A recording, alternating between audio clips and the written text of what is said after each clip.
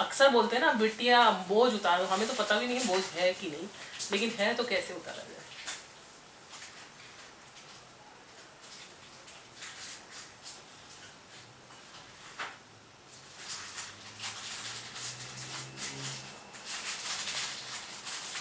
वो हमको दिखाओ कहाँ है, कहाँ है, हमको पहले दिखाओ वो कहाँ। पता नहीं, क्योंकि अक्सर जिससे भी मिलते हैं सब लोग ये बोलते हैं लेट गो। हाँ? जिस भी महापुरुष से हम मिले हैं सब लोगों ने हमसे यही बोला है कि लेट गो, मतलब बोझ छोड़ो। आप भी वही बोलते हो कि बोझ छोड़ो। हमें तो पता ही नहीं कि हम बोझ कैरी भी कर रहे हैं अपने सर पे। किसी चीज को आप गंभीरता से लेते हो वही बोझ बन जाता है। और अभी आप नॉर्मल बैठे हो, you are sitting here in normal condition, है ना। अभी इंडिया से टेलीफोन अचानक आया कि मम्मी वहाँ स्लिप ले गई, उनका जो फ्रैक्चर हो गया, अनकॉन्शस हो गई। आपका भैया भी है, पिताजी भी हैं, सब लोग एडमिट वहाँ ले गए हैं। हाँ, ये बात सुनते ही फिर देखो अपने मन की प्रतिक्रिया क्या होती है।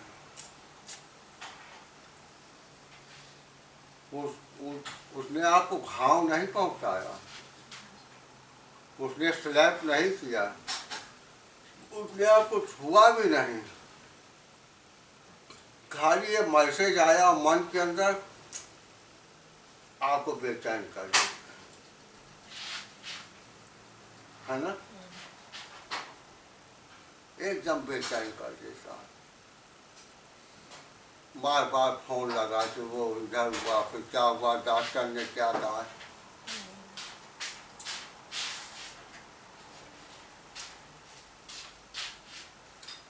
ये जौन तौर तरीका बताया जाता है किसी मन को इस तरीके से पावरफुल बनाओ कि कितनी भी समस्याएं बड़ी से बड़ी आए उसको डील एक शांत ढंग से करने की क्षमता आ जाए, इसी को योगी हो जाएगा, है ना।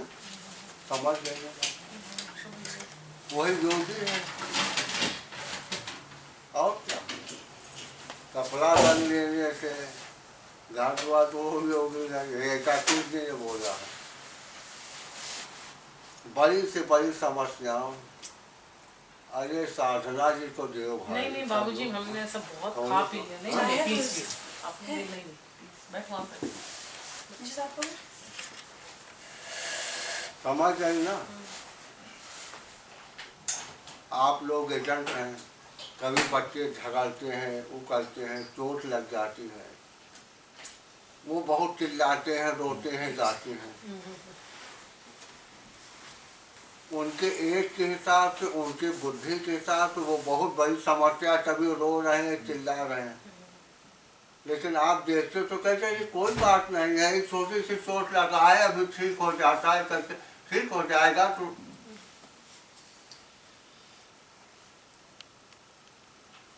है ना, और मान भी जाते ठीक भी हो जाता, उनका रोना भी बंद हो जाता है। तो हम लोग भी हैं इसी तरीके दुनिया की समस्याओं को लेकर के उलझन में भरे हुए हैं, रो नहीं रहे लेकिन कंप्लेन कर रहे हैं। वो रोना ही नहीं तो और क्या है, वो नेसेसिटी है ढंग से। यही बोझ है बेटी।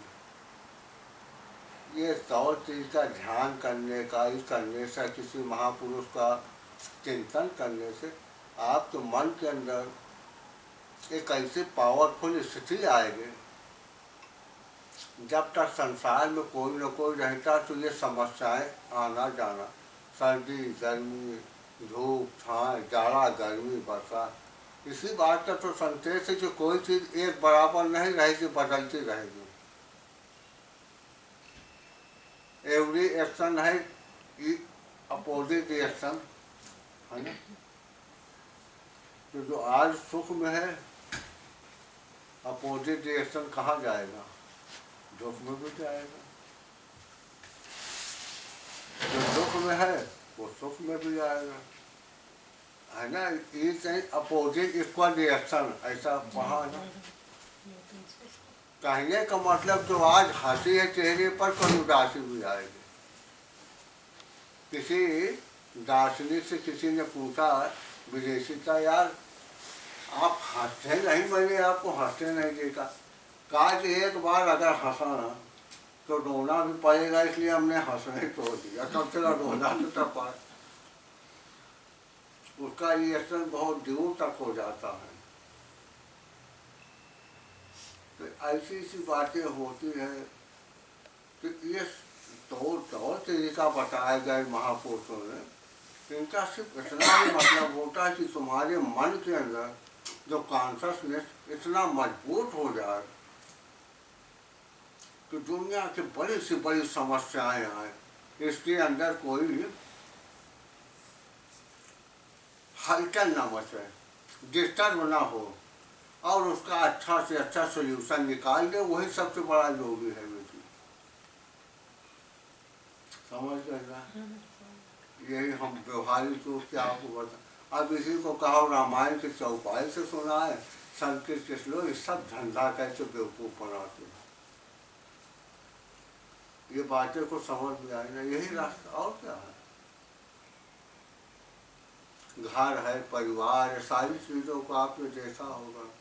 प्रॉब्लम आते हैं, एक दूसरे से मिलजुल करके समझ करके प्रॉब्लम को हल भी कर लेते हैं, निकाल भी लेते हैं। प्रॉब्लम आज है, कल नहीं भी रहती। यही सब चीज़ें हैं। तो इन सब चीज़ों को उसी के अंदर अच्छी क्षमता आ जाती है जो इस सब चीज़ों को करता है। वो अच्छा बुद्धिमान बन जाता है, समझदार बन जाता है। यही सब चीज़ें हैं। वही जो ध्यान करने और बैठ- कोई अलग से कुछ नहीं है भक्ति। हाँ, नहीं, जी नहीं। बोलो। बस ये बोले, जैसे कभी कभी ध्यान जब करने की कोशिश करते हैं तो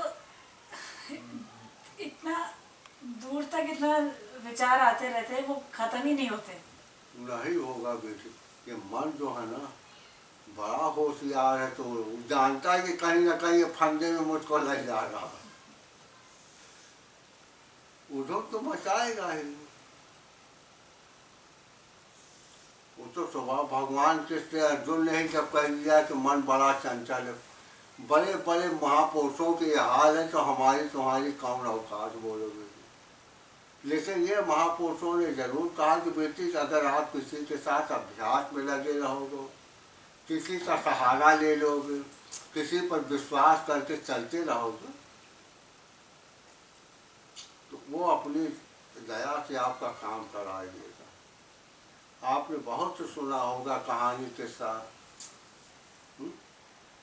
बड़े बड़े अपराधियों को, बड़े बड़े गिरे इंसानों को भगवान ने तारा है ना, सब बातें सुन। उनके अंदर ये क्षमता होती है मजे जैसा, वो भगवान ही होते हैं ऐसी स्थिति वाले लोग।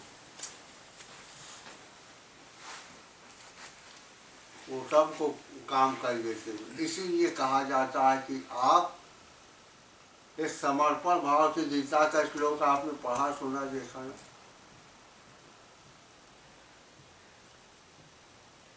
if you are unable to do this, हाँ, तो एक चीज और कृष्ण ने बोला कि अब तुमको यही करना, you have to give up desire, और जो एक्टिविटीज उसका रिवॉर्ड, ये सब छोड़ करके, and without consultation of loss and profit, find shelter of a sant mahapurush, ऐसा बोला है। वो व्यक्ति अगर राजी हो गया, उसे आपके हाथ में रख दिया ना, तो दुनिया मेरे समझ में, मैं अपना कुछ बता, तो दुनिया को कोई ताकत में व्यक्ति छू नहीं पाए के समय पक्का जाना। दुनिया की ताकत छूने का मतलब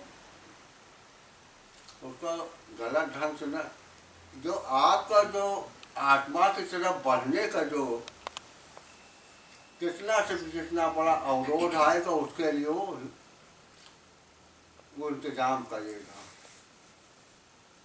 ये कहने का मतलब संसार के लिए नहीं है, दुनिया का साधना पथ में चलने से, आत्मिक पथ पर चलने से जो जो दिक्कतें आएंगे उसके लिए वो बंदोबस्त करता रहेगा, बस ये कहने का मतलब है।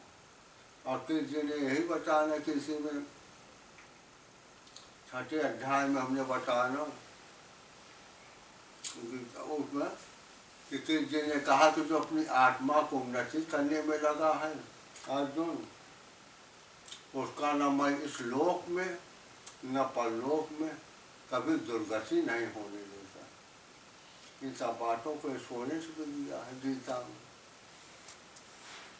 ये सब बातों को सोचिए, समझिए, असलियत को समझिए। आप पारिवारिक दायित्व को निभाते हुए संसार के हर चीज़ों को स्वाद लेते रहिए, लेकिन इतना उसमें न गर्त हो जाएंगे कि आपको you have got no time to, जरा से भी 10-5 मिनट 15 मिनट समय ही नहीं मिल पाए। थोड़ी सी ऊर्जा को बचा करके रेगुलरली 10 मिनट 15 मिनट 20 मिनट आप समझ लिया करिए। वो धीरे धीरे मन धीरे धीरे सीख जाएगा तो काम बनना शुरू हो जाएगा। यही सब बताए, जैसे मन है उसको धीरे धीरे समझाओगे तो समझ जाएगा। मन ही एक अच्छा नाजुक तंत्र है, इसके साथ जबरदस्ती भी नहीं करी रहेगा। जो जबरदस्ती किया कहीं न कहीं धोखा खाया। तो इसको प्रेम से समझा के बुझा करके मैं कुछ मांगता खिला दो, फिर चलो घर बच्चियाँ न बिगड़ जाती हैं, उनको समझा देते हैं, अच्छा चलो फिर पढ़ाने बैठते हैं, फिर पढ़ते हैं। तो ऐसे मन है, धीरे धीरे लगाए रहो, धीरे धीरे लगाए रहो। और इसमें सबसे बड़ी अपेक्षित, आप अगर किसी का सहारा ले लेते हो ना तो काम तो बिना आसानी से हो जाता है। यही बताया गया।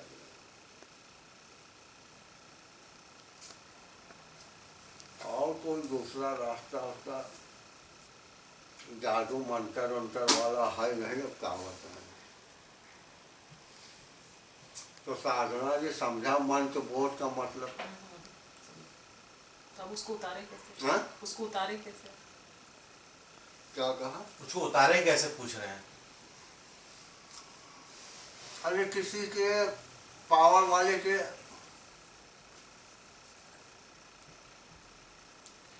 किसी का जो उसको आप अपने बोझ को उसको दे दो कि ले आप जानो, आपका काम तो जानो। देते ही रहते हैं रोजाना। हाँ? नहीं, आपने जो बोला कि समर्पण